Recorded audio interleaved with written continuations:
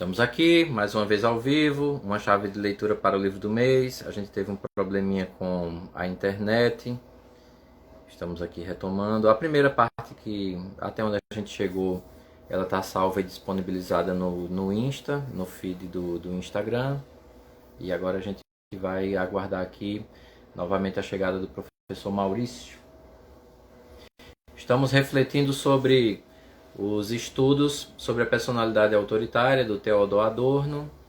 A primeira parte a gente chegou aqui, a internet falhou, a primeira parte a gente chegou até o momento em que o Adorno inicia suas pesquisas junto com um grupo de pesquisadores e eles tomam como referência, como ponto de partida, o antissemitismo. Deixa eu ver aqui. A gente estava dizendo que quando ele coloca outros elementos dessa pesquisa, como o racismo e como o etnocentrismo, então o livro começa a dialogar com outras realidades democráticas. E aí voltou o professor Maurício, e vamos lá. Enquanto o senhor estava aí se conectando, eu estava fazendo um pequeno resumo da estrada até aqui, né? Até onde a gente chegou. Pessoal que está aqui presente com a gente, se perceber alguma dificuldade, é só relatar e a gente vai tentando aqui se organizar.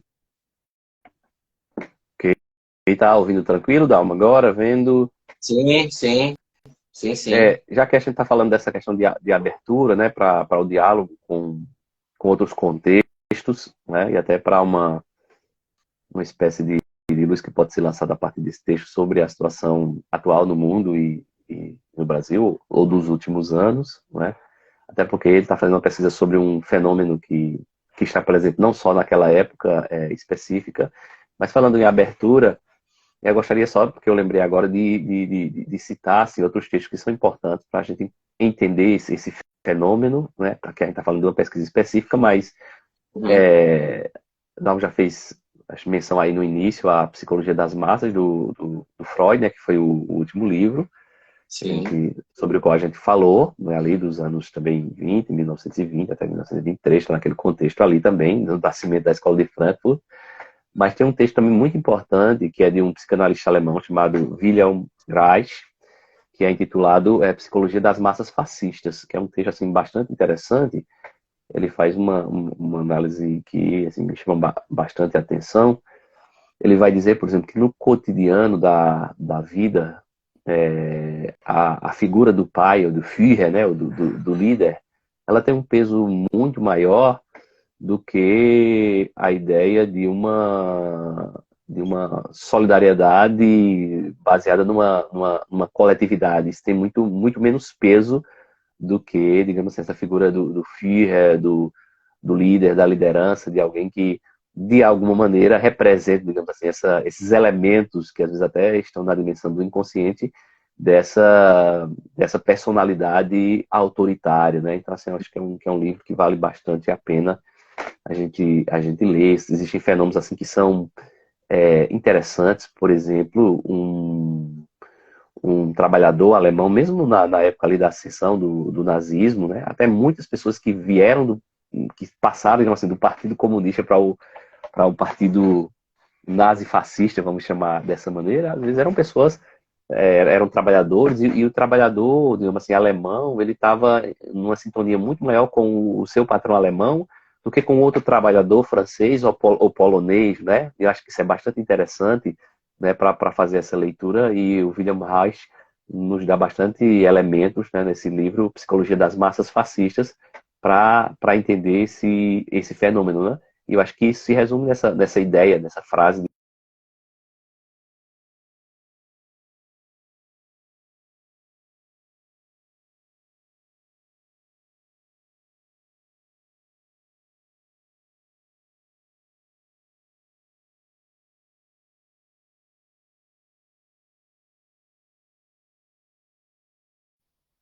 Qualquer coisa aí você escreve, o pessoal que está vendo para... Pronto. Voltou. Tinha dado uma pausa, Voltou, mas né? voltou. Você até deu para escutar, mas assim, não sei se você estava ouvindo tudo, mas esse livro do Wilhelm Reich eu acho bastante importante para expressar essa ideia de que a figura do pai, lembrando aqui da psicanálise, ele é psicanalista, mas do filho, do Sim. líder, ela tem muito mais peso no cotidiano do que essa dimensão de uma solidariedade num campo mais de coletividade, um campo mais social. Ou seja, a chamada ideologia capitalista, né, que é centrada, digamos assim, na figura da liberdade do indivíduo, é muito mais atraente do que uma perspectiva, digamos assim, socialista, né? E aí, obviamente, aqui entra um elemento de psicologia, de psicanálise bastante profundo para a gente tentar entender, né, essa perspectiva do inconsciente também dessa personalidade. Então, outro livro, assim, é um livro que eu recomendaria bastante. E o outro é As Origens do Totalitarismo, né, da filósofa Hannah Arendt, que eu acho que é bastante importante para isso, além do texto de Freud, e aqui eu acho que o texto do Adorno, ele vai compondo com esses textos, né, digamos assim, essa, essa leitura, digamos assim, desse fenômeno que a gente está procurando também ainda hoje entender, né, estudar e compreender. Eu me lembrei desses livros porque você falava aí de uma abertura, lá, uma abertura no sentido da pesquisa ali, para dialogar com os contextos, mas é como você falou de outros, então falando de outros livros, digamos assim, que podem, para aqueles que se interessam pelo tema, que podem ajudar bastante, né? Professor, é importante também, o senhor mencionando essa figura paterna, ela vai ser um dos... O declínio da figura paterna, na verdade, na obra do Adorno, o declínio da figura paterna, da autoridade paterna, ela é um dos elementos fundamentais para que se entenda essa adesão de um indivíduo a uma personalidade diferenciada pela autoridade, né? E o senhor destacando, o senhor falando isso, eu destaco aqui, até para a gente abrir um pouco mais a conversa, porque o Adorno vai entender que a tese, na verdade, é de que essa personalidade autoritária, o comportamento preconceituoso, ele não é outra coisa senão a realização cotidiana da estruturação socioeconômica do capitalismo, né? A forma como o capitalismo se articula. Então, pelo menos na leitura que eu faço, e se tiver algum engano, o senhor corrija. Na leitura que eu faço, o autor está dizendo para a gente que o modelo de sociedade capitalista, ele estrutura relações de modo que nós vamos viver, então, dinâmicas de preconceitos. Essas dinâmicas de preconceitos, de segregação, elas são o desfecho da própria estrutura do capital, né? Não haveria como ser diferente, pelo menos nessa leitura que ele faz. E é por isso que o autor, nessa perspectiva, ele fala sobre um tipo antropológico e não de um tipo psicológico, né? É como se esse tipo antropológico ele tocasse dimensões da psique do indivíduo, mas ela não chega a partir do próprio indivíduo, do psique do próprio indivíduo, né? Seria algo mais sociocultural do que psicológico, né? Pelo menos essa é uma perspectiva que, para mim, fica muito clara nesses estudos. A gente está falando de algo que não brota do psiquismo, mas que a partir de elementos desse psiquismo abraçados pela estrutura socioeconômica, eles ganham formato, né? E aí, nessa dinâmica é que o declínio da autoridade paterna, que, segundo o autor, é provocada pelo próprio capitalismo, né? Pela própria ordem do capital, porque no momento que tem um capitalismo primeiro ali de Estado, depois tem um capitalismo liberal, nessa primeira leva, é diluída essa autoridade paterna em nome das relações de trabalho. E hoje, muito pior, né? Porque, por exemplo, tem um momento da história que quando a gente fala sobre estrutura capitalista, a gente sabe de quem especificamente está falando. Hoje a gente lida com conglomerados anônimos, né? A gente não sabe quem é. Então, essa perspectiva do capital que arruinou, segundo o autor, aquilo que se chama de autoridade paterna, fazendo com que os indivíduos fragilizados busquem o reconhecimento de uma autoridade extra-família, né? Como o senhor falou, por isso que a figura do Führer, ela vai falar muito mais para o indivíduo do que uma busca horizontal de igualdade e de direito. É, é, eu acho que sim, aquela pergunta inicial que eles colocam, né, que é tentar entender Uhum. esse fenômeno da personalidade autoritária dentro de uma democracia, não é? O que parece, num primeiro momento, estranho, né? Como é que uma sociedade industrial, como eles usam muito essa expressão, né? Ou civilizada, ou de um capitalismo avançado, é possível perceber tantos elementos, tantos traços de personalidade autoritária. Ele vai dizer que isso que parece, num primeiro momento, estranho, não é algo, aquilo que se percebe assim, numa determinada sociedade, como na norte-americana, não é uma espécie de exceção. O fascismo, ele não é uma exceção dentro do capitalismo. Ele é a regra, digamos assim, né? Então, assim, esse estranhamento é só um estranhamento inicial, porque, na verdade, é quase como se ele fizesse parte da essência. Só que existem elementos, assim, complexos nas relações humanas e sociais, né? E essa pesquisa revela essa complexidade, porque, bom, se por um lado o discurso capitalista está centrado nessa questão do indivíduo, a gente percebe no fascismo a questão do fenômeno das massas, né? Que a gente já viu lá no livro de Freud, que de alguma forma a gente percebe que existe uma espécie de identificação, por exemplo. Ele vai perceber que nessa pesquisa, né, apesar das personalidades individuais, digamos assim, né, existem elementos muito comuns, e talvez esses elementos comuns, eles falem mais dessa dimensão social e econômica, né, o que tiraria a pesquisa de um puro psiquismo, digamos assim. Né? Inclusive, ele é acusado por alguns que fazem essa leitura, e acho que você traz aí de forma muito clara.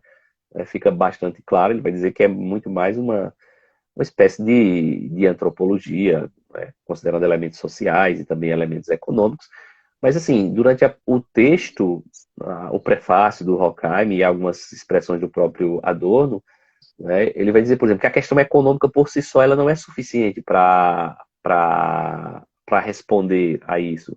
Que a questão de classe, né, de divisão de classes, não é suficiente para responder ao problema desse tipo de personalidade. Como é que ele vai dizer, por exemplo, não é todo mundo da classe mais baixa que tem uma tendência a uma personalidade autoritária, nem isso funciona, por exemplo, por grupos. O grupo digamos assim, dos mais ricos, a gente percebe, digamos assim, mesmo que às vezes a gente perceba tendência, mas a gente vai ver pessoas de uma classe social ou de uma classe econômica, digamos assim, as pessoas mais ricas, nem todas têm a tendência fascista, nem todas as pessoas que são pobres têm necessariamente uma tendência mais democrática. As coisas às vezes se mesclam de tal maneira que diz que existem elementos que a economia não seria suficiente, se uma leitura puramente econômica, talvez aí uma dimensão crítica da escola de Frankfurt, digamos assim, o autor da escola de Frankfurt, é essa questão do marxismo, né? Tem que ver para além dessa questão econômica. É por isso que eu acho que a pesquisa ela é bastante abrangente, porque ela elenca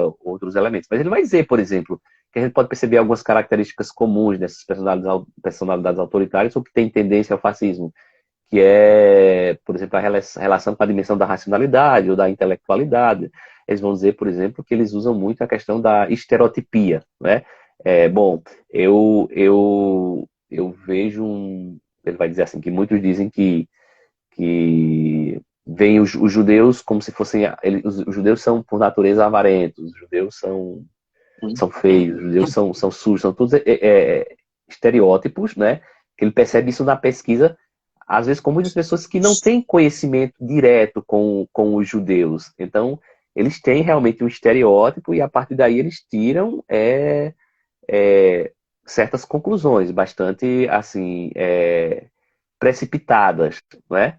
E você tem até menção a um caso em que ele pergunta, alguém diz assim, alguém que tem essa personalidade, esses traços, né, e essa visão preconceituosa, digamos assim, contra os judeus, tem esse antissemitismo muito arraigado, né? E aí a pessoa pergunta, você conhece algum judeu? Eu tenho um vizinho que é judeu, né? E que eu me dou muito bem com ele. Mas isso é uma exceção, né? Então, para mostrar exatamente essa questão desse tipo de leitura da realidade baseada nesses estereótipos, né? E aí, de alguma maneira, esses estereótipos, eles meio que atingem a massa. Quando a gente pensa em massa, a gente parece que está falando uma coisa muito mais próxima ao certo socialismo do que ao capitalismo, que enfatiza muito essa dimensão do indivíduo. mas eles vão dizer que existem mecanismos, né, por trás desse sistema econômico, né, que usam daquilo que favorece, digamos assim, usam elementos, digamos assim, da cultura de massa, né, que vão favorecer a esse. Tem uma coisa que a gente poderia ler no prefácio, deixa eu ver se eu consigo encontrar, Uhum. do Horkheimer, assim, bem interessante. Parece combinar o tipo autoritário, parece combinar ideias e habilidades típicas de uma sociedade altamente industrializada, com crenças irracionais e antirracionais, né? E aí já Uhum. percebe como é que se consegue combinar esse tipo de coisa. Ao mesmo tempo, esclarecido e supersticioso, orgulhoso de ser individualista e com medo constante de não ser como todos os outros, né? Eu acho que é isso mais ou menos que eu estou tentando falar. Acho que ele se diz extremamente individualista, mas ao mesmo tempo tem medo de não ser como todos os outros, né? Aquela ideia de que se eu estou num contexto, e aí é para pensar no contexto econômico, social, que favorece, então, digamos assim, eu tenho coragem de dizer que sou fascista, né? Num contexto em que isso não é favorável, não é que a personalidade ela vai perder aqueles traços, né? Eles estão ali em potencial. Ele vai dizer, o Adorno, né? A personalidade não é propriamente o comportamento, mas é um potencial para que você se comporte de determinada maneira. É como se aquele potencial está sempre ali, não é? Se os fatores econômicos e sociais favorecem, aquela dimensão, digamos assim, mais individual, ela vai de alguma maneira aflorar. Por isso que acho que não é, como você diz aí, um puro psiquismo, né? Eu acho que tem Uhum. elementos da psicologia individual, obviamente tem, né? Porque estamos falando de personalidade, Sim. mas que ela tem uma base antropológica, né? E para além de antropológica, eu diria social e econômica muito, muito forte. Quando eu digo assim, para além, talvez eu já esteja tentando me distanciar com certa crítica, né, dessa questão, Uhum. e aí é uma crítica talvez ao Adorno, dessa questão, dessa ênfase no antropológico, no sentido de que, bom, assim, se existe um fundamento, digamos assim, de caráter antropológico, talvez, e aí pode ser que exista, né? Eu estou lembrando aqui do Uhum. Thomas Hobbes, vai dizer que o homem é por natureza, né, violento, que o homem é lobo do homem, né, e que aí a sociedade existe exatamente para inibir. A gente pode falar daquela A força moderar. instintiva de que falava Nietzsche, pode falar da vontade de Schopenhauer, das pulsões, talvez de Freud, mas aí talvez a gente possa cair, e pode ser que seja verdade, num certo determinismo, numa certa metafísica, digamos assim, né? Se antropologicamente nós temos, digamos assim, essa tendência, como vencer isso? Bom, me parece que o Adorno ele vai de alguma maneira apontar para o caminho da educação, né? Da educação. Agora também, qual o tipo de educação? Isso parece ficar bastante claro e eu acho que isso é importante, né? Porque não é só falar de educação, porque o sistema capitalista promove também um determinado tipo de educação, mas a educação ela pode favorecer, inclusive, né, a personalidade autoritária. Então, o caminho é talvez pela educação para lidar com esses elementos que são muito fortes, porque a base econômica, embora ela sozinha ela não explique, mas ela é muito forte dentro de uma crise econômica. A gente sabe nas crises econômicas, nas crises sociais, às vezes se evoca, digamos assim, um discurso, como aconteceu muito no Brasil, de caráter muito acentuadamente moral ou moralista, né? Mas a gente sabe que tem elementos assim de economia muito, muito forte, sobretudo de uma economia que favorece um pequeno grupo, mas aí ele também diz que é muito facilmente as massas vão se identificar com a vontade daquele pequeno grupo, né? Tem até uma Uhum. expressão que aparece no texto, não vou me lembrar agora, porque o texto é tão denso e tão longo, que diz assim, aquele sujeito que bate na mesa, esmurra a mesa com toda força, e diz que os impostos estão muito altos, esse é um candidato natural à personalidade autoritária. Né? Essa É. expressão eu acho Aham. muito, muito, muito interessante, muito forte. Porque seria essa questão contra o É. Estado, né? Mas contra o Estado, Uhum. na verdade, aqueles que são, digamos assim, de uma camada econômica que é mais, que é menos favorecida, digamos assim, eles estão trabalhando para um pequeno grupo que se favorece com essa dimensão, digamos Uhum. assim, econômica. Né? Eu vi até essa semana, vou concluir aí para passar para você a palavra, não sei se foi no Instagram, eu acho que foi interessante, que, bom, se fala no mundo todo, já existem alguns comentários de super ricos que estão falando que eles mesmos deveriam pagar mais impostos, né? Pela situação que se encontra. E aí se diz exatamente o seguinte: já se falou que os super ricos devem pagar mais impostos e os donos, alguns que são donos dos Celtinhas já estão reclamando. Eu achei bastante interessante. Quando fala em taxar grande fortuna, quem se revolta é o cara que tem o Celtinha, né? Exatamente. Teve ele tá pensando que tá falando disso. Realmente. Professor, é interessante assim, porque se a gente pegasse o marxismo mais primitivo, e quando eu uso a expressão primitivo, nunca vai ser no sentido negativo, é no sentido primitivo de os esboços originais, né? É isso. Se a gente pegasse o marxismo primitivo e tentasse chocá-lo contra o que está sendo falado aqui, a gente teria uma leitura de que, naturalmente, então, aqueles que têm direitos suprimidos, eles teriam, então, essa tendência mais democrática, enquanto quem está no topo teria essa tendência mais autoritária, né? A gente limitaria aí. Mas a própria realidade de onde partiu a obra, né? O que está sendo estudado ali com base na própria Alemanha, no que se vivenciou na Alemanha, mostra que isso não cabe, né? Então a gente percebe, como o senhor bem... Eu estou falando isso só para trazer novamente aquilo que o senhor falou, de que esse viés econômico, por si só, ele não garante a melhor leitura, né? Ele é um ponto de partida, mas ele não garante a melhor leitura. E talvez aqui a crítica dos pensadores de Frankfurt ao marxismo e a necessidade de um outro elemento, né? E talvez aqui a porta aberta para a psicanálise, né? Porque a gente vai perceber que entre esses outros elementos, a gente pode falar sobre, pode ser, como o senhor abriu essa porta, né? Vai ver, a gente de fato o que Hobbes falou que a gente era, mas talvez a gente possa pegar a partir de elementos que a psicanálise nos traz aqui, porque, por exemplo, um fator fundamental, não só a psicanálise, mas a sensação de desamparo, né? Porque essa sensação de desamparo faria com que eu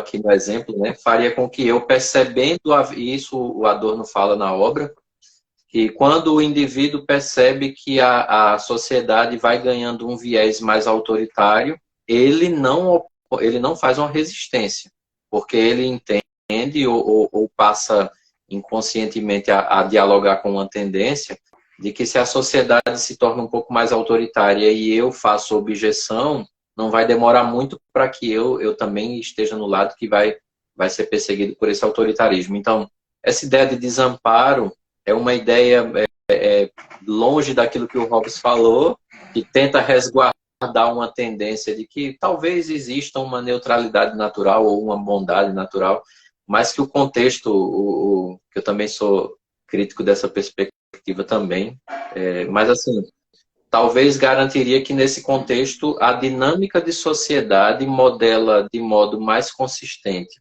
aquilo que está sendo chamado aqui de personalidade autoritária do que uma própria dimensão natural. E aí eu trago dois aspectos que o autor, um que é nosso, e que o autor não tinha obrigação nenhuma de conhecer, de dialogar com ela, mas de uma certa forma ele dialoga, mas a partir de uma outra perspectiva. A nossa história com o racismo, né? O racismo no Brasil, as pessoas falam assim, a chaga do racismo, enfrentar a chaga do racismo, a doença. Mas não, a gente tem que ver o racismo como de fato ele é no Brasil, e no Brasil o racismo é o modo sobre o qual uma sociedade inteira se levantou, né? Então é importante isso aqui. Quando a gente fala sobre racismo, que essa é uma dinâmica puramente nossa, então existem raízes no inconsciente coletivo brasileiro que asseguram essa passagem rápida para uma dinâmica de autoritarismo, né?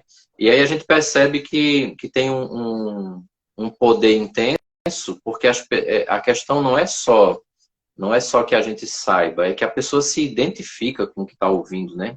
Ela sabe que aquilo é racista, mas ela se identifica naturalmente porque tem essa dinâmica do inconsciente, o inconsciente social brasileiro, que faz com que o racismo seja um modelador de comportamentos, né? Eu não canso de usar esse exemplo. Uma vez eu li na internet um negócio chamado 10 coisas que só um homem negro vai entender. Aí eu fui ler para ver, aí tá certo, eu os 9 primeiros eu disse, isso aqui eu já tinha visto, realmente, realmente. Mas no 10º eu fui pego, né? No 10º comportamento eu disse, caramba, eu faço isso quase todo dia, né? Que era o seguinte, você está no começo da rua e vem uma pessoa no final da rua e você vai se encontrar com essa pessoa e aí, naturalmente, você muda de lugar na rua, né? Você muda de um lado para o outro para não cruzar com aquela pessoa. Aí eu fiquei pensando, eu já fiz muitas e muitas vezes, né? E o autor dessa postagem falava que isso é um sinal inconsciente, né? Você que é negro está dizendo para outra pessoa que não vai fazer nada com ela. Então você, para mandar esse recado, muda de rua, né? Muda de rua. Isso está gravado no inconsciente social brasileiro, que faz com que discursos racistas sejam naturalizados, né? Eu estava vendo aqui, basta pegar aqui do campo político nosso, é o discurso do ex-presidente desde o começo da jornada dele, é extremamente racista. As pessoas sabem que é racista esse discurso, mas elas comungam desse discurso, né? Esse é um diferencial. E um outro diferencial que o próprio autor diz que é um ponto vazio da sua pesquisa, assim, não é explorado, é a dinâmica religiosa, né? Como a religião também patrocina, como a religião tem esse poder de patrocinar essas tendências autoritárias, né? Eu estava vendo um discurso moralizante, né, também, porque o fascismo tem essa dinâmica moralizante.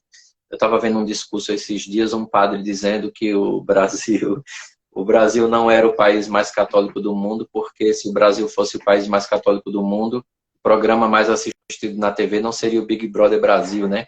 E eu pensando, eu ouvindo isso e pensando assim, o Brasil não é o país mais católico do mundo porque, entre outras coisas, existem muitas pessoas passando fome, né? Que cristianismo é esse que não se incomoda com a fome do outro?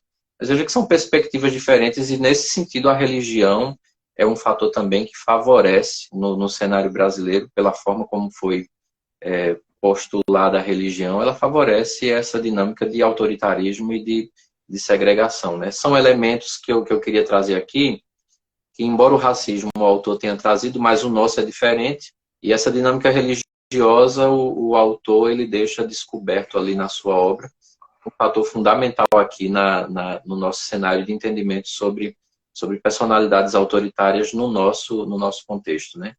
Tá aí presente o Padre Lisboa, lembrando o amigo dele ali, esse Lisboa é um fanfarrão, viu? Esse Padre Lisboa é um fanfarrão. Tava bom. Pois é.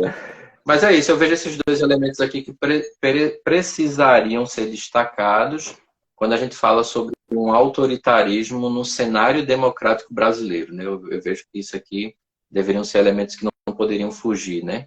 E claro que o autor não tem esse dever. Eu estou fazendo isso aqui no sentido de tentar ler o nosso cenário com o estudo que vem de um outro cenário, né?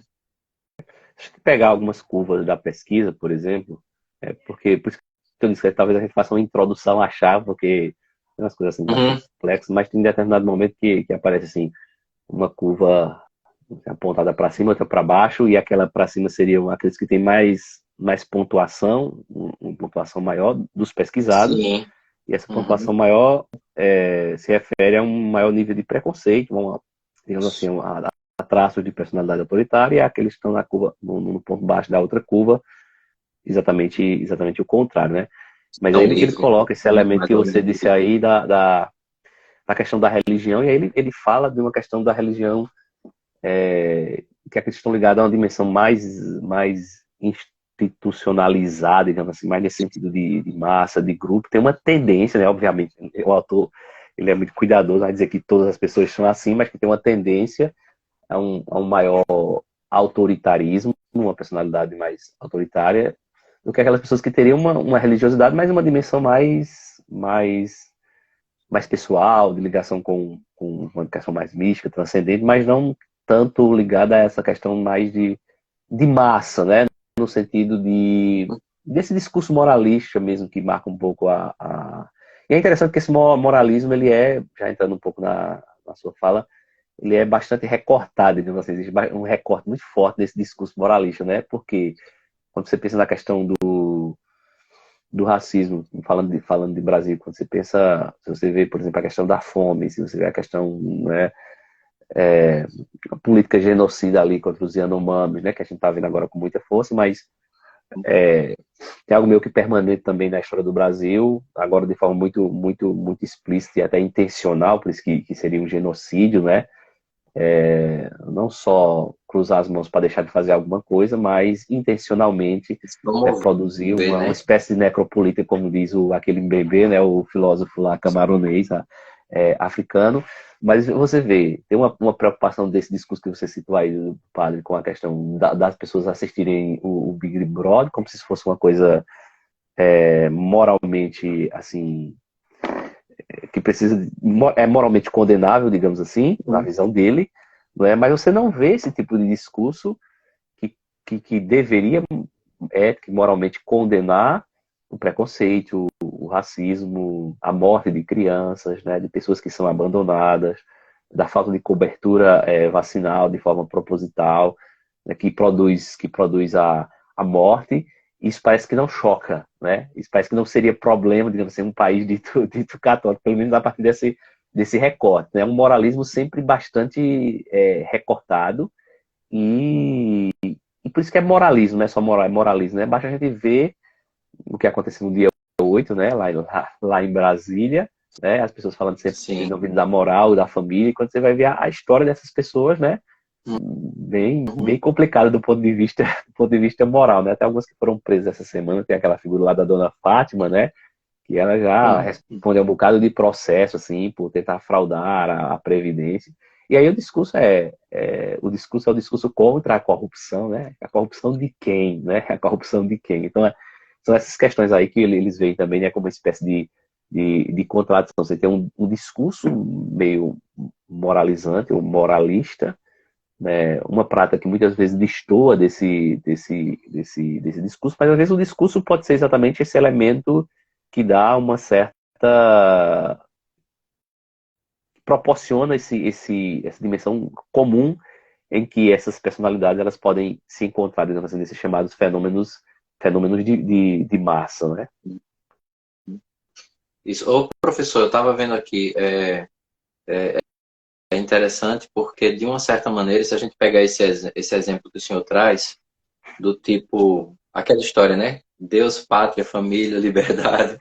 Mas aí a gente percebe que uma imagem, né? Quando vai ver a história da pessoa ali, tem muita coisa negativada, como a Fátima de Tubarão, que o senhor citou. Eu tô rindo aqui, eu tô rindo aqui porque eu falo e eu me lembro da cena, né? Assim, ela saindo de lá e falando, e eles dizendo assim, essa é a patriota que a gente tem, esses são os patriotas que a gente tem. Essa história pronto. Eu vou parar, senão eu vou rir muito. Assim, talvez aqui mostre a força da reflexão do Adorno. Embora, claro, que ele não fala disso, mas assim, só se quando ele diz assim, é uma construção socioeconômica, cultural, tal, porque essa imagem que a pessoa externa e que é uma imagem que dialoga com a sociedade, né? Tem um grupo que se identifica com isso, tal, mas que esconde um outro tipo de vida, uma contradição, né? É claro que esconder uma contradição em si não é o problema, né? Todo mundo vive essa dinâmica de contradição, superar uma contradição para tentar ser melhor, isso aqui, né? Não é o problema. Mas, assim, de caso pensado, você segura uma imagem, você segura um discurso que não condiz com a sua realidade. Eu acho que essa perspectiva mostra a força da teoria do Adorno, da pesquisa do Adorno, porque quando ele fala que esse tipo é um tipo que se reproduz com base numa dinâmica socioeconômica e cultural. Porque, assim, não é algo inerente à pessoa, é algo que ela constrói para tentar se manter em um tipo de sociedade, né? Porque, inclusive, essa é uma das máximas que ele apresenta, né? Esse tipo que defende um autoritário ou que se torna autoritário, ele está defendendo um modelo de vida, né? Então, o modelo de sociedade está em jogo aqui nesse discurso. Então, eu vejo que esses exemplos aí, por mais cômicos que sejam, eles mostram a força hoje, a vigência dessa pesquisa feita pelo Adorno, no sentido de que não é algo do psiquismo, mas é algo dessas relações em sociedade, né? Socioeconômica. O Lisboa faz uma pergunta aqui muito interessante, né? Consegue observar o ressurgimento dessas personalidades autoritárias? eu vou dizer assim, depois o professor Maurício também responde. Eu não vejo como ressurgimento porque nunca sumiu, né? Nunca sumiu, sempre teve isso. Infelizmente, se você observar, não existe um tempo onde esse negócio some. Sempre tem essa dinâmica aqui da personalidade autoritária, né? Sempre existe o autoritário e sempre existe os que se identificam com esse discurso. E aí eu vou pegar aqui como exemplo, para justificar o que eu estou falando, essa história recente do Brasil aqui, se a gente pegar de... Quando eu digo recente, é daquilo que é chamado de redemocratização para cá, né? Ali, da luta ali do Collor, a eleição do Collor para cá, para a eleição, terceiro mandato do Lula, esse arco de tempo aqui. Se você perceber, o Lula contra Collor, primeira coisa ali, os discursos que surgem contra o Lula, né, que hoje chama de fake news, mas já existia naquele tempo. Eu lembro do meu avô dizendo que se Lula fosse eleito, os comunistas iam tomar as casas de todo mundo, né? Então veja que quando você tenta desmanchar a imagem de um opositor, você automaticamente ergue um tipo de autoridade, né? E esse discurso anticomunista, ele está presente em todas as campanhas aqui daí para o Lula agora, esse discurso sempre aparece, né? Só que ele vai se sofisticando, se tornando mais moral, né? Porque teve aquela história do kit gay mais recentemente, aí depois o banheiro unissex. Mas veja que em nome desse discurso e em nome dessa moral, se ergue uma autoridade, não só uma autoridade, mas se ergue uma personalidade autoritária a ser seguida de modo inquestionável. Tanto que quando nos liames da história essa autoridade é derrubada, os que se identificam com ele não conseguem aceitar. Eles tentam manter essa distorção de realidade, né? Por quê? Porque deseja esse tipo de autoridade, porque esse tipo de autoridade mantém um modelo de vida em sociedade, né? E esse modelo de vida em sociedade é coerente, entre aspas, né? Coerente com todo o imaginário social coletivo brasileiro, né? A ponto de que a gente já vive dizendo aqui em outros cenários, outras lives a gente disse que o que acontece nessa eleição não é algo fora da curva, ele é o desfecho de uma construção sociocultural que não passou a limpo seus elementos de história e que abraça a mentira sem nenhum tipo de questionamento. Abraçar a mentira sem nenhum tipo de questionamento é apresentado por esse autor que a gente está trazendo hoje como uma das máximas de construção de uma personalidade autoritária. Né? Não, tem aí a questão do Lisboa, professor. Como é que o senhor reage a ela? Abraço, Lisboa. Acho que eu reforçaria essa questão da importância da pesquisa, né? Trazendo esses elementos, digamos assim, que eu diria que eles vão para além dessa dimensão do psiquismo, de uma psicologia individual. Se tem uma psicologia, é uma psicologia realmente social. Acho que a gente consegue perceber isso, digamos assim, ainda hoje, se a gente olhar em torno, eu acho que todo mundo consegue encontrar um exemplo muito fácil, né? Nos últimos anos no Brasil, de pessoas em que você não conseguia enxergar, digamos assim, esses traços de autoritarismo, né? De defesa de uma política, às vezes até de extermínio, né? De pessoas em que você, na convivência quase que próxima, digamos assim, você não consegue perceber, digamos assim, essa coerência, né, desse discurso moralista que abraça com a vida prática que a pessoa leva, né? Eu acho que isso aí demonstra exatamente como essa dimensão da coesão, digamos assim, social e econômica, ela tem um peso bastante grande. É como se dissesse assim, não é a psicologia individual por si mesmo que determina os nossos comportamentos, não é? Existe uma estrutura que favorece determinado tipo de comportamento ou não. É por isso que ele não ingessa, digamos assim, a personalidade, o conceito de personalidade dentro de um comportamento.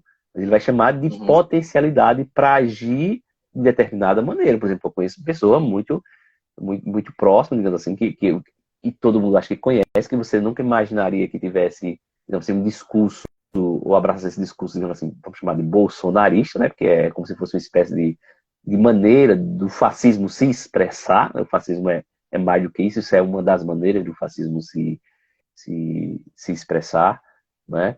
Ou seja, mesmo que um dia a gente consiga no Brasil superar o bolsonarismo, a gente não vai conseguir talvez superar essas tendências ao fascismo, porque, como se disse, é algo que está arraigado na história, isso vai se manifestando de maneiras diferentes. Como se disse aí na época da primeira eleição ali de Lula e Collor, você fez menção ao seu avô, não existia ali aquilo que a gente chama de bolsonarismo, mas existia já, não é? E sempre existiu no Brasil essa tendência a essa visão preconceituosa, racista, autoritária, né? Porque é uma maneira também de exercer essa autoridade. Por exemplo, eu conheço pessoas muito próximas que sempre aquele discurso. É o resumo do discurso, né? A estereotipia, Lula é ladrão, Lula é ladrão. Lula... E essa pessoa, eu já ouvi várias vezes essa pessoa contando assim, que já roubou e contando rindo, sabe? Dos roubos que já fez. Eu não vou nem contar aqui como foi, porque a gente vai, talvez a gente morra de rir e a gente não consiga terminar a live. Mas assim, as coisas bastante. Mas aí eu não sei se a gente vê isso como uma coisa cômica, mas assim, é claro que está para além do cômico, né? O cômico é uma maneira de. Eu acho que é uma maneira da gente também. É uma maneira, como dizia o Paulo Gustavo, de resistência, né? O cômico é uma maneira da gente se libertar, mas o cômico pode ser também uma maneira da gente camuflar, né? Uma certa realidade, porque são coisas que parecem brincadeira, né? Dá vontade da gente rir, como o Dalmo disse aí, se a gente percebe algumas cenas ali do dia ou de tantas outras ao longo desses últimos anos. Mas aí é como se fosse assim, uma bizarrice extremamente séria, né? Ali não é brincadeira, ninguém está brincando ali, né? Tem um fenômeno ali que deve ser analisado para além, talvez, dessas figuras muito cômicas, né? Porque é quase como se o Adorno estivesse dizendo assim, bom, potencialmente, né? Não diz exatamente assim, mas potencialmente, se a gente olha para a pesquisa, é como se potencialmente o número de pessoas com essa tendência é tão elevado que a gente pudesse quase que dizer, não, o nosso comportamento quase que de todo mundo pode chegar a isso, né? Pode chegar a isso dependendo do contexto social, econômico, e aí eles têm também como filósofo, né? No caso, para além de fazer a pesquisa, mas também uma preocupação de como lidar com isso, porque se você pega a escola de Frankfurt, nessas gerações aí, se pega esses filósofos, eles também vão tentar apontar certos caminhos, né? Você tem um texto, por exemplo, muito, é um textozinho curto, mas é muito bom, não sei se você já viu, não? A Educação Após Auschwitz, que é exatamente um texto do Adorno, né? Deve ter uns 10, 12 páginas esse texto, Educação Após Auschwitz, que ele vai dizer exatamente que na educação após Auschwitz, uma coisa que não se pode fazer de maneira alguma é esquecer Auschwitz. Ela tem que ser trazida à tona. Exatamente o contrário daquilo que aconteceu no Brasil. Se a gente pensa ali no regime da ditadura militar, né? E essa anistia, esse encobrimento, uma espécie de reconciliação em que ninguém responde a nada. E graças a isso que aconteceu, digamos assim, nessa virada para a chamada redemocratização, vamos chamar assim, não é por acaso que hoje nós estamos na situação que nós estamos vendo, que nós estamos vendo. É por causa dessa... Bom, então eu estou querendo dizer com tudo isso que ele não cai numa espécie de determinismo, né? Para dizer assim, que esse elemento social, econômico, que tem toda essa influência, mas como se fosse uma coisa que da qual a gente não pode se livrar, tem um caminho, que seria o caminho da educação, mas de um determinado tipo de educação, né? Que não pode, assim, passar pano, nem pode encobrir a realidade que se vive. Eu acho que esse texto é muito interessante. A Educação Após Auschwitz. Você encontra fácil aí em PDF na internet, do Adorno. Sim.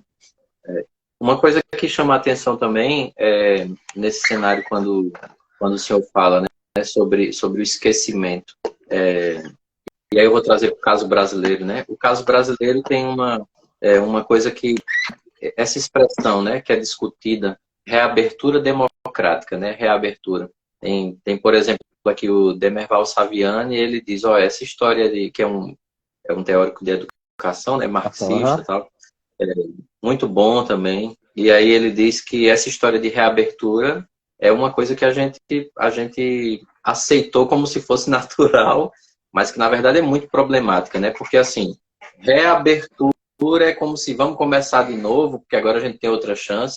Então a gente não passou a limpo os fantasmas do passado, né? Como o senhor tinha falado, né? A gente não conseguiu passar isso a limpo, então continua dialogando com a gente sempre, né? dialogando de uma maneira muito negativa, né? Porque, assim, dialoga no sentido de tentativa de releitura moral e dialoga na tentativa de restabelecer, né? Como se pudesse voltar.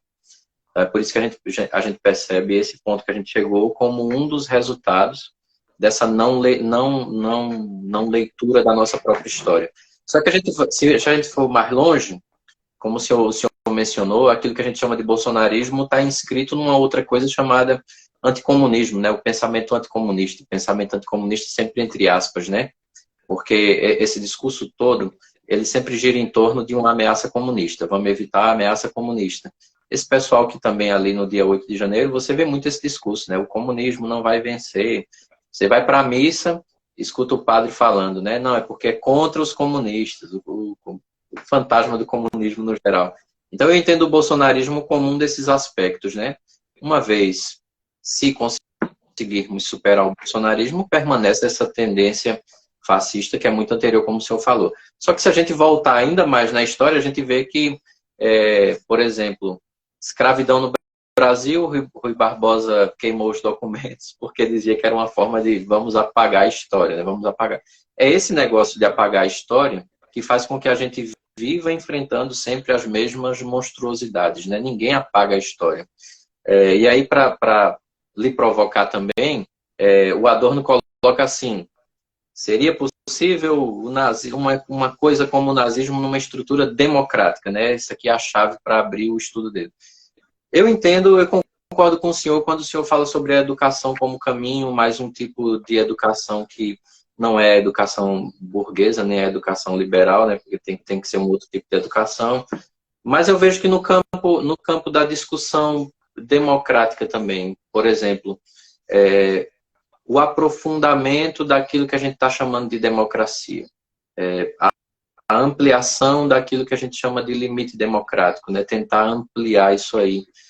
Na medida que a democracia se fortalece, pelo menos na leitura que eu faço, a gente teria uma possibilidade de enfrentamento.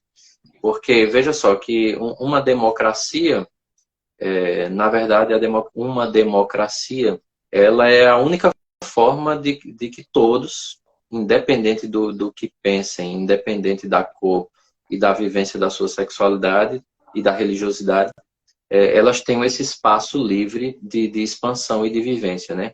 Então, tanto é que talvez seja por isso que um autoritário sempre vai tentar suprimir uma democracia.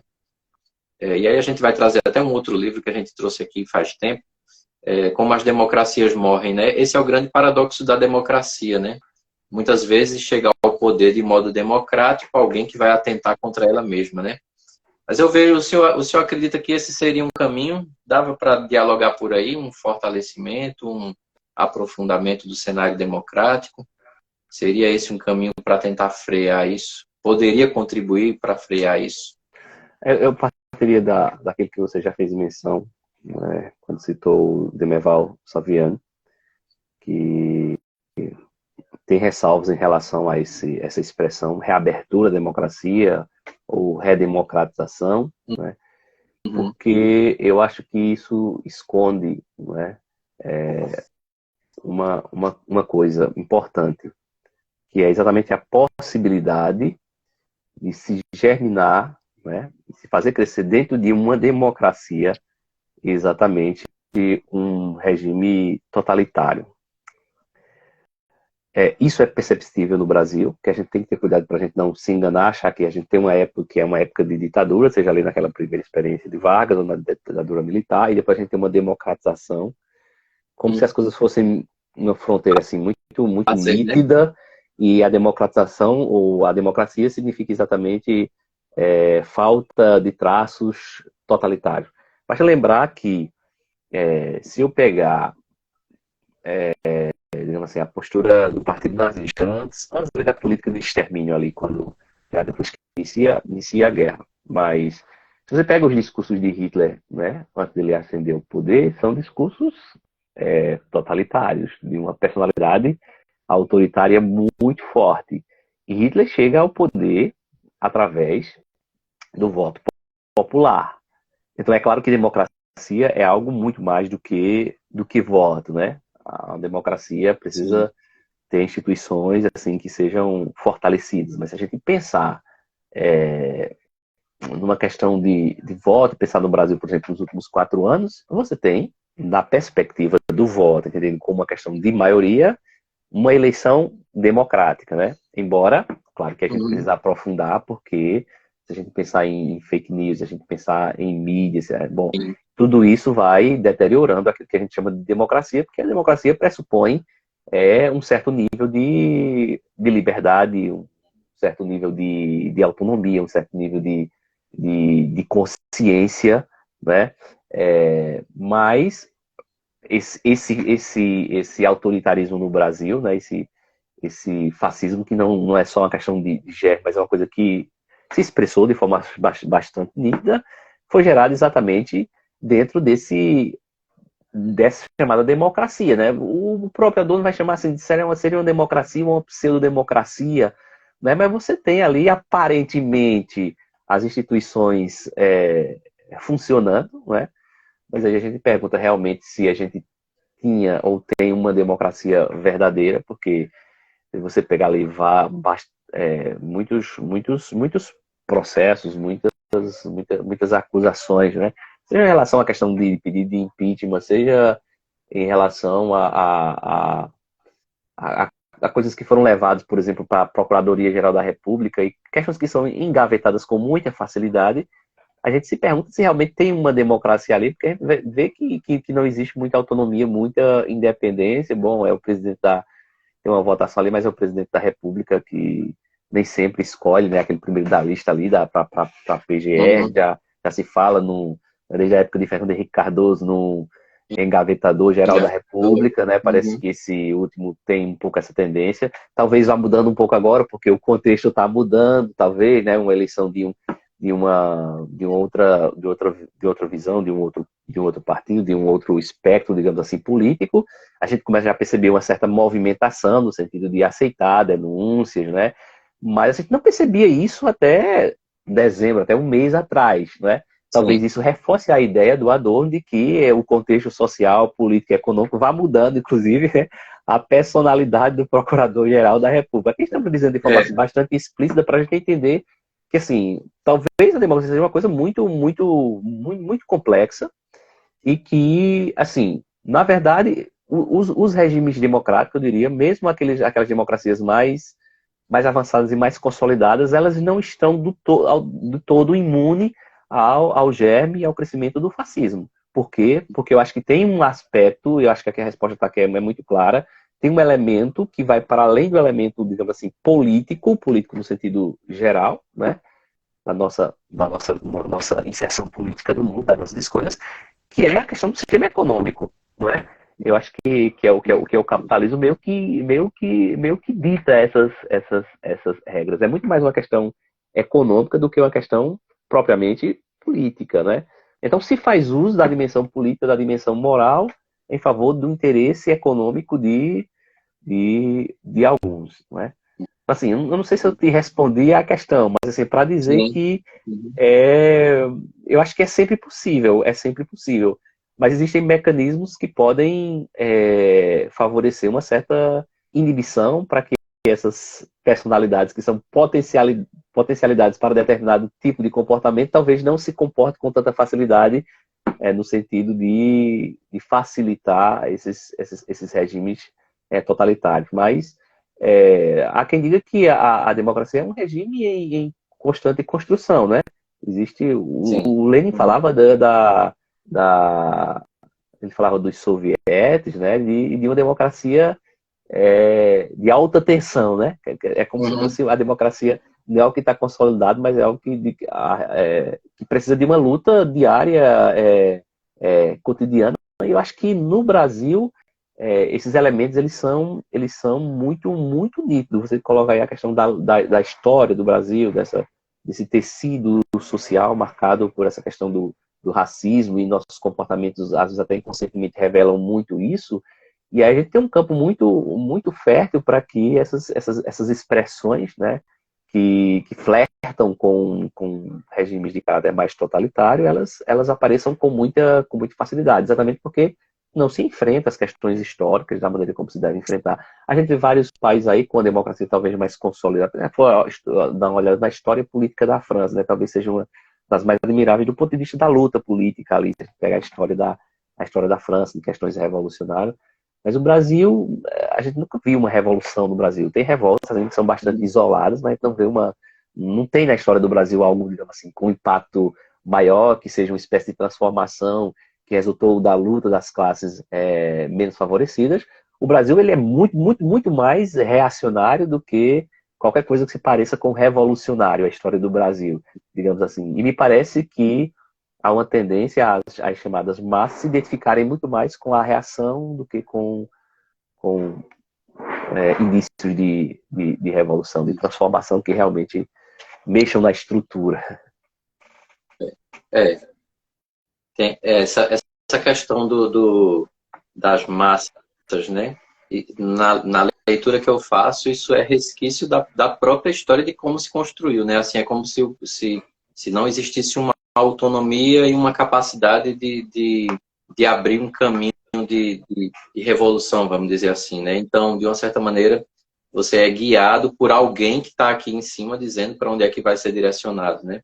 Isso aqui, na leitura que eu faço, é resquício dessa...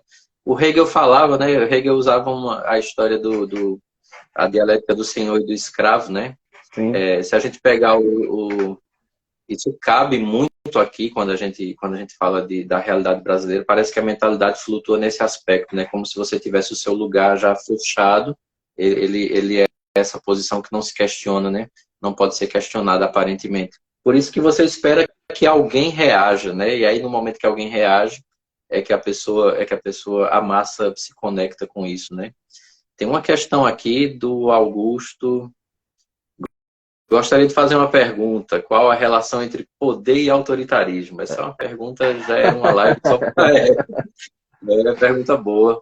E a outra aqui, o autoritário é obrigatoriamente um sedento pelo poder ou apenas pelo puro prazer de ser autoritário, né? Na verdade, são essas duas aqui, duas questões do Augusto. Você quer começar? Podemos começar, né? A tentar ensaiar. A questão é realmente bem complexa, né? Porque assim, a gente pode entender o poder no sentido político mais específico, né? Ou seja, talvez o poder seja um conceito, um atitude político, né? Uma categoria política, digamos assim, não é? Mas o poder, ele acaba sendo uma categoria muito presente também no campo religioso. A gente pensar um pouco na tradição ocidental, não é? Sim. Se eu pegar, por exemplo, alguns textos bíblicos do Antigo Testamento e do Novo Testamento, você vai ver muita categoria ali de reino de Deus. Seja o reino terreno ali de Salomão, de Davi, de Saul, seja o reino do norte, o reino do sul ali, seja o discurso do reino de Deus presente no Novo Testamento, não é? Bom, o discurso em relação ao reino, em relação à monarquia, é um discurso político, né? E a categoria de poder está muito presente ali. Basta ver a imagem, né? Seja dos reis terrenos, seja da própria divindade, digamos assim, de Cristo, que é a imagem de um trono e de um cedro ali. Então você tem essa categoria de poder, que embora ela apareça também na dimensão religiosa, ela é uma categoria política, né? Mas ela é uma categoria política, e aí eu já dou um outro salto aqui e venho para Foucault, né, quando ele fala na microfísica do poder, que é o poder político ele não está só nos políticos, né, ou naquelas autoridades constituídas, mas o poder ele se faz presente nas relações humanas. Por exemplo, se eu pego uma sala de aula, existe uma categoria de poder ou de autoridade ali entre professor e aluno. Se eu pego a família, um núcleo menor, você tem... Então, o poder, segundo Foucault, é algo que vai se difundindo também nas relações e não é algo que está centralizado puramente numa pessoa. Então, a primeira questão é uma discussão em torno dessa categoria de poder. Né? A personalidade autoritária, pelo menos no sentido colocado por Adorno nessa questão dos estudos, é personalidade autoritária no sentido de algo que flerta com uma certa política totalitária. Lembrando que, assim, que eles estão saindo, né, de experiências, né, de luta contra regimes totalitários, né? Tem acontecido isso na Itália, tem acontecido isso na Alemanha, né? Se a gente pega também o stalinismo ali na União Soviética, são regimes, né, com essa marca totalitária muito, muito grande. E aí me parece que quando Adorno está falando de uma personalidade autoritária, é nesse sentido de ligar certas tendências de comportamentos, né, que flertam, né, com uma certa admiração por um tipo de posicionamento político, né, que é um posicionamento totalitário, ou seja, um posicionamento que de alguma forma, nesse sentido, parece ser contrário os chamados regimes democráticos, né? Por isso que a gente discutiu agora há pouco a questão que Dalmo colocou, mas que ela é bastante complexa, porque as coisas elas talvez não se separem assim de forma nítida, de forma muito clara. Então eu diria que, por exemplo, a categoria de poder ela está presente também na democracia, mas uma democracia, pelo menos no sentido ideal, ela não seria na sua essência, em nenhum momento autoritária ou totalitária. Então, assim, quando a gente pensa em autoridade, no sentido que o Adorno está colocando aqui na pesquisa, é algo que está muito mais próximo de regimes totalitários, em que vontades econômicas de um grupo menor ou de uma pessoa, ela se impõe sobre a vontade da maioria, e aí a personalidade, assim, autoritária, não é? E é isso quando eu digo assim, a personalidade autoritária, e estou dizendo desse flertar, não é que esse autoritário esteja só em quem está no poder, né? Ele é, digamos assim, respaldado pelas pessoas que fazem parte daquele grupo, que tem um tipo de identificação, como o Dalmo dizia aí, né? Existem relações, né, que vão determinar que existe um determinado modelo de visão do mundo, né, que fazem aflorar elementos da minha personalidade e que eu acabo me identificando com esse tipo de regime político, né? Isso é uma concepção de autoridade. Mas a concepção de autoridade a gente está discutindo aqui a partir desse texto específico de Adorno.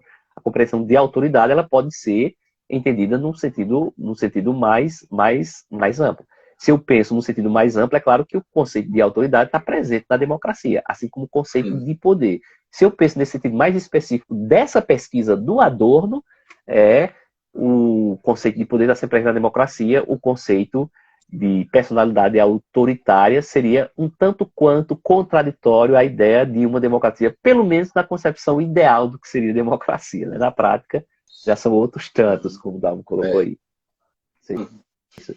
Eu vejo que a gente poderia também abrir essa questão que ele traz, de que tipo de poder a gente está falando, né? De que tipo de poder se fala. Porque, por exemplo, o autoritário, ele está em todo canto, né? O autoritário, por exemplo, é uma coisa que eu disse em vários lugares, né? Pessoas iguais ou piores que o Bolsonaro, a gente vê em todo canto. A questão é que nenhuma delas foi alçada a um nível de poder tão elevado, né? Então, assim, a gente encontra o autoritário em vários lugares, né? Então, assim, discutir de que tipo de poder a gente está falando, porque o autoritário, ele pode exercer um tipo de poder numa esfera menor, né? Como o professor Maurício falou. Essa outra parte que ele traz aqui, o autoritário é obrigatoriamente um sedento pelo poder ou é simplesmente pelo prazer de ser autoritário, né? Considerando o psiquismo, às vezes os dois juntos, ele quer um poder, mas ele quer o poder pelo poder, mas também tem uma satisfação em ser o autoritário, né? Tem um tipo de realização em ser autoritário. A gente pega aqui algumas distorções de entendimento sobre poder, né? Quando eu gosto de falar eu vou falar sobre isso porque tem a ver com o nosso cenário, né? Quando o presidente anterior falava lá ele mesmo no microfone gritava para o público gritar para ele ou com ele, né? Imbrochável, imbrochável. Era ele mesmo que gritava. Esse é um tipo de satisfação que um autoritário tem, né? Esse é um tipo de satisfação pessoal que ele não precisaria estar no poder para ter esse tipo de satisfação. Então, em vários cenários, o autoritário, ele encontra a satisfação em ser autoritário mesmo. Isso pode ser em casa, pode ser na igreja, pode ser na escola. E existe um outro tipo de satisfação que é concedida quando ele está no poder. Agora tem uma coisa aqui, pelo menos na leitura que eu faço. Quando ele prova de um poder, e esse poder é exercido de modo autoritário, porque esse autoritarismo é uma mescla entre elementos do psiquismo e um contexto social, uma vez que ele alcança esse poder, ele não quer mais deixar. Então veja que o poder ganha essa conotação aqui, dependendo de como ele vai ser exercido, né? Essa seria uma tentativa de resposta que eu teria para essa questão trazida aqui. É muito interessante a questão. Eu gostaria de retomar só um aspecto. Assim, quando a gente fala democracia, quando eu estava falando de democracia ideal, na verdade eu estava pensando no seguinte, porque a democracia ela não pode, a concepção política de democracia ela não pode ser restrita a uma espécie de regime ou de forma de governo. Digamos assim, um verdadeiro democrata, né, não é só alguém que defende a autonomia das instituições, que defende que a vontade popular seja respeitada no dia das eleições, mas é alguém que vivencia, que experimenta a democracia na sua maneira de viver. Porque eu posso ser adepto de um regime democrático, mas eu posso ser um autoritário. É por isso que eu falava de uma democracia ideal, né? A maneira como eu lido com as outras pessoas é uma maneira democrática, né?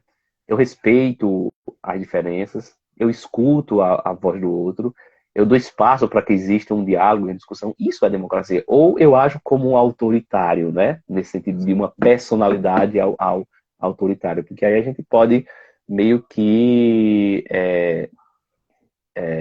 absorver, né, nas nossas práticas cotidianas essa questão do exercício de uma forma de exercer o poder a partir do nosso comportamento autoritário. Quando eu falava de uma democracia idealizada, é essa em que a democracia não é só um regime político, a democracia é uma maneira de viver, né, as relações interpessoais, né? Aí vai depender muito de como se entende esse poder, que eu acho que é ideal nesse sentido. Talvez a gente esteja longe. Talvez a gente tenha um discurso de defesa democrática, por parte de alguns pelo menos, né?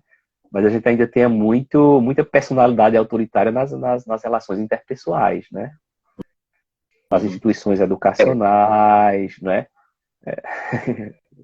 Isso que a Uma questão é mais democracia, complexa.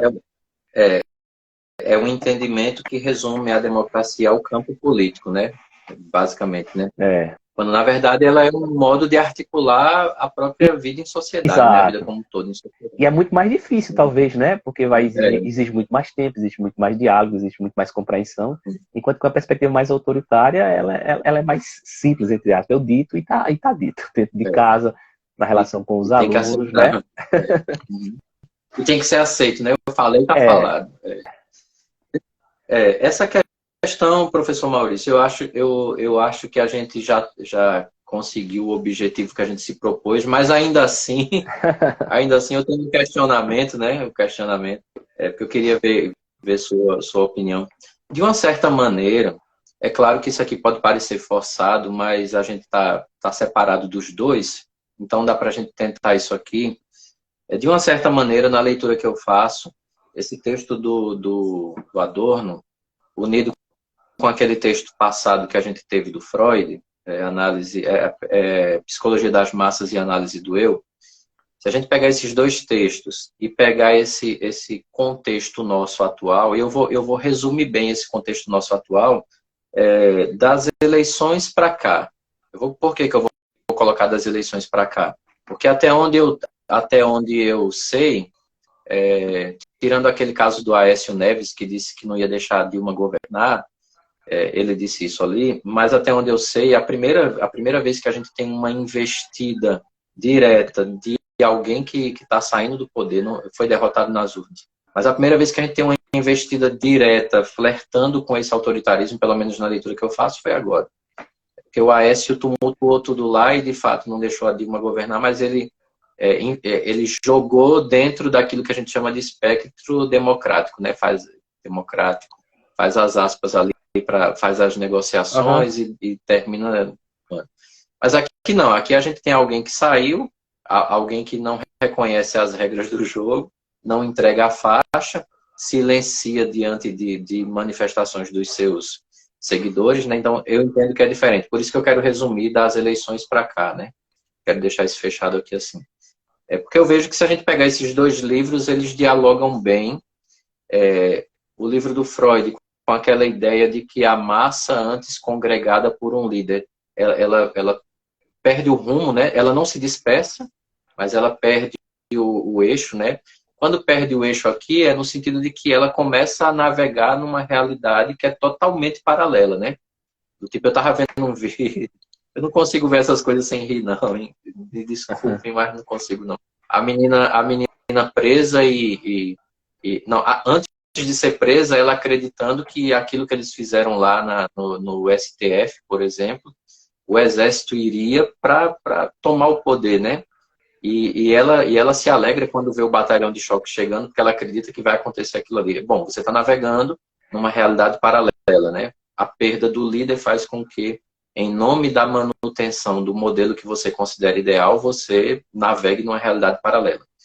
E aí, quando a gente pega o Adorno e traz para cá, para esse mesmo cenário, a gente percebe que essa multidão, ela navega de fato numa realidade paralela, mas dialogando com um mundo que ela já teve, foi esse dos últimos 4 anos, e ao mesmo tempo sedenta de uma nova personalidade autoritária que conduza, né? Então é como se, porque, por exemplo, a gente começa a ver pessoas que falam mal do antigo presidente, dizendo que foi um covarde, foi embora, tal, e de fato foi. Mas essas mesmas pessoas continuam acreditando que alguém, porque, por exemplo, vai ser o general Heleno, vai ser o Mourão, vai ser o não sei quem. Então, essa Mourinho. dinâmica de... Hã? O Mourinho. Brincando. Pois é. Essa, essa tendência de busca por um líder novo, né? Um líder novo. Então, é como se o espaço ficasse vazio, tanto na perspectiva do Freud quanto do Adorno, é como se esse espaço ficasse vazio e aí nasce uma realidade paralela para evitar que a pessoa confronte justamente o que eu falei lá no início, que é essa sensação de desamparo, né? Perceber que acabou. Perceber que acabou e que você vai ter que voltar para casa e vai ter que viver os 4 anos aí como viveu os outros, e aí é assim que funciona no jogo democrático. Uma coisa lá do passado, né, dos 4 anos, quando o Bolsonaro foi eleito, todo mundo disse assim, não, tá bom, é o resultado das urnas, a gente faz oposição, porque a oposição também é democrática, mas quando a gente vê agora esse pessoal não quer fazer, não consegue fazer, eu vou usar essa expressão, né, não consegue, e não conseguindo, na tentativa de manter, faz aflorar o que tem de mais violento, né, mais violento. Então, eu trago essa provocação, puxando os dois autores, e jogo na sua mão essa provocação desse espaço vazio que se gera, né? A partir da leitura desses dois autores, parece que dá para dialogar com um comportamento resultando de um espaço vazio de líder, né? Que, por sua vez, é fermento para manutenção de mentalidades fascistas, né? Porque daqui a pouco pode surgir alguém que congregue de novo esse mesmo pessoal. Parece que é assim que a cadela do fascismo permanece no cio, ou como dizia Camus, né? Um dia os ratos despertam e vão morrer numa cidade feliz. Parece que é assim. É interessante que, assim, me parece que há uma preocupação comum, tanto em Freud quanto em Adorno, com esses dois textos, digamos assim, se a gente estiver comparando Psicologia das Massas e Análise do Eu e Estudo sobre a Personalidade Autoritária, por causa de um contexto histórico também, assim, comum, não é? Quando Freud escreve o texto ali, está saindo da Primeira Guerra Mundial, o Adorno vive ali entre guerras. Freud morre assim quando está iniciando a Segunda Guerra Mundial. Os dois são judeus, não é? Mas pegando, digamos assim, a perspectiva teórica, há uma outra coisa em comum, que é essa preocupação de uma psicologia social, para além de uma psicologia mais individual.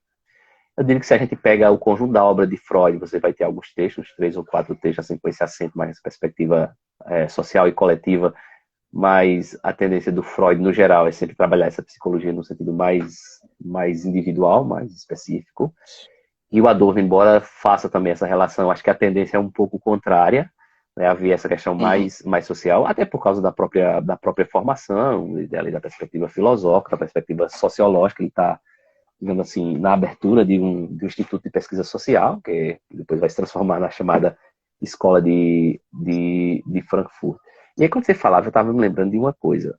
Se a gente pega a psicologia das massas e análises do eu, do Freud, né, essa questão que o outro psicanalista, dessa vez alemão, que a gente citou, o William Reich, né, no Psicologia das Massas Fascistas, quando ele vai falar dessa atração muito mais forte pelo Führer, pelo líder, né, pelo pai, do que por essa dimensão mais de irmãos ou de fraternidade, né? Embora naquele mito de Freud, os irmãos eles vão se unir para matar o pai, bom, enfim, independentemente dessa questão, me parece que o Freud ele tende a dizer que na psicologia das massas o indivíduo ele tende de alguma maneira a ser anulado, né? Em nome, digamos assim, de perspectivas mais comuns. Me parece que há uma diferença muito forte do Adorno em relação a Freud, né? Porque me parece que no Freud, nesse sentido, existiria uma espécie de personalidade única, digamos assim, quando a gente pensa nas massas, porque a psicologia individual, a tendência do comportamento individual, ela é anulado, pelo menos, porque se pega só aquilo que é comum. Se eu pego o Adorno, né, nesse estudo, me parece que essa dimensão das massas ela não anula essa potencialidade, né, da personalidade de agir de determinada maneira. O que eu estou querendo dizer com isso? Que se eu pego, por exemplo, o Freud, né, eu não sei se você vai concordar, mas é como se Freud dissesse assim: bom, o bolsonarismo e os bolsonaristas só são possíveis por causa de Bolsonaro. Enquanto que no Adorno, me parece que a gente pode fazer a afirmação exatamente contrária, que eu acho que Adorno é muito importante. Não existiria Bolsonaro, né, sem as personalidades autoritárias que sustentam esse tipo de autoridade. Então, de alguma maneira, nós podemos dizer que, nesse sentido, o Bolsonaro ele é sustentado exatamente pelo bolsonarismo, ou seja, por essas personalidades autoritárias que estão difusas aí, digamos assim, em grande parte, digamos, da população brasileira. Eu destacaria esse elemento de diferença que eu acho que é bastante importante e eu acho que é possível fazer a leitura a partir daí, que certamente você pode discordar, se pode discordar disso, mas foi uma coisa que me veio aí enquanto você estava fazendo a pergunta, né? Obviamente, a sua pergunta também está preocupada com o que é que acontece, né, com esse vazio de poder. E aqui eu tentaria responder a partir do Freud e a partir do Adorno. Eu acho que a partir do Freud se teria uma espécie de vazio, né, quando a liderança, digamos assim, se afasta em alguma medida. Se eu pego o Adorno, talvez o Adorno dê uma resposta que seja muito interessante. Né? Mesmo que o Bolsonaro se afaste, as personalidades autoritárias elas vão continuar aí, esperando exatamente talvez alguém que não seja o novo Bolsonaro, mas que seja pura e simplesmente a representação dessas mesmas personalidades. E me parece que nessa perspectiva do Adorno, a gente precisa, digamos assim, estar sempre atento, porque o fenômeno não desaparece. O bolsonarismo é maior do que Bolsonaro, embora talvez, assim, de forma muito imediata, a gente tenha dificuldade de entender o bolsonarismo sem o Bolsonaro, mas eu acho que ele é muito maior, porque Bolsonaro vai passar, mas acho que, infelizmente, se passa o bolsonarismo, mas a tendência autoritária não vai passar. Né? Ou seja, essas coisas elas não se desmancham, né? Por quê? Porque tem um sistema econômico, o capitalismo aí, que está sempre sustentando isso aí, e que vai encontrar tendências, digamos assim, em personalidades, né, para que se expresse de outras formas. De alguma forma, né? Até porque, tem elementos, como a gente falou antes, né? Como o senhor falou antes também, tem elementos nesse movimento que são muito anteriores, né? Muito anteriores. A pauta é muito anterior. E aí, embora a gente chame pelo nome de bolsonarismo, mas a pauta já é bem anterior. Então, nesse sentido, esvazia um Sim. personagem, mas a pauta segue, né? A pauta segue. Concordo. Concordo e acompanho a Quando tem reflexão. Sim. quando tem ali, por exemplo, no 2016, né, a votação para o impeachment, que tem aquele voto ali de Bolsonaro, né? Sim. Homenageando Sim. o, Ustra. o Ustra, né? Bom, ali, num contexto em que não, num país em que não existisse essa forte tendência, esse autoritarismo, aquilo ali já seria cortado, digamos assim, naquele momento. O Bolsonaro não germinaria, digamos assim, enquanto figura que se exalta. Então, por isso que sim, eu acho que o Adorno é muito importante, porque o Brasil, como você colocou aí, alguns costumam dizer que tem uma espécie de DNA, mas a história do Brasil, Uhum. ela respalda esse tipo de política muito mais autoritária. Mas a gente olhar a história do Brasil, que é a marca, digamos assim, até se a gente falar de democracia mesmo, assim, do ponto de vista quantitativo, o tempo ele é muito curto. Se a gente pensar em qualidade de democracia, aí que a questão se torna séria mesmo. É desafio. Naquele discurso de 2016, foi ali que se congregou muita gente em torno, né? Porque é uma fala que termina despertando o sentimento de muita gente, né? Muita gente que já acompanhava e muita gente que passou a acompanhar a partir dali, né? Essa pauta que advém ali da ditadura militar, né? Porque em um país sério deveria ter sido preso, deveria ter sido preso ali, né? Depois daquele voto, deveria ter saído preso. Exato. Mas aquilo que a gente discutiu no Como as Democracias Morrem, né? A gente discutiu isso ali. Pois bem, professor, fico muito honrado. Acredito que a gente conseguiu o nosso objetivo de dar uma pequena contribuição acerca de um livro tão importante, um estudo tão importante, de um teórico muito importante, significativo. Para um tempo desafiador como o nosso, esse é um tipo de estudo que sempre vai trazer muito enriquecimento para que a gente possa discutir bem em defesa em defesa da vida, dos direitos humanos, da democracia, contrário a toda forma de autoritarismo.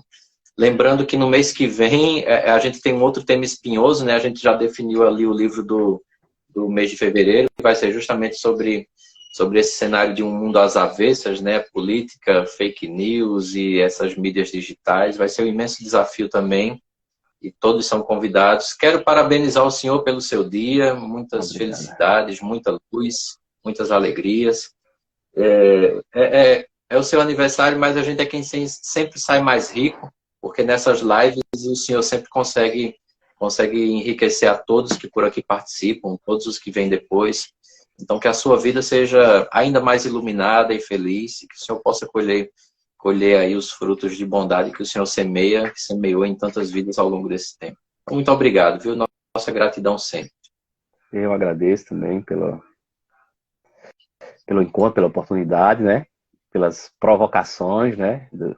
Dos livros, dos textos. Realmente foi uma indicação sua muito boa esse texto, desafiador, mas muito interessante. O Adorno tem alguns textos bastante difíceis, mas esse é um texto, embora seja denso, no sentido de que é muita coisa, mas a gente indica, né? Porque é de uma leitura que não é tão complicada assim no sentido de entendimento. E eu agradeço pelo encontro, a gente fica feliz, né, pela oportunidade de a gente oferecer essa discussão, esse debate, né, e grato pela amizade. A gente continua aqui no projeto. Sim, uhum, sim. Vamos em frente, vamos na luta. E muito obrigado a todo mundo que por aqui participou. E nos vemos por aí ao longo do caminho. Vamos em frente, que tem muita coisa para construir. Que 2023, essa é a primeira live de 2023, né? Que Exatamente. 2023 seja repleto de boas oportunidades para todo mundo. Que a gente siga se cuidando. Chegou aí uma dose nova do reforço da vacina de Covid. Chegando sua vez, vá lá e tome. e vamos em frente em busca de dias melhores. E nossa gratidão ao professor Maurício e a todo mundo que passou por aqui, e um bom final de semana. Até Valeu. mais, abraço a todos, abraço ao Josivan que está aí mandando os parabéns. Abraço para Josivan. Até a próxima. Tchau, tchau. Até mais.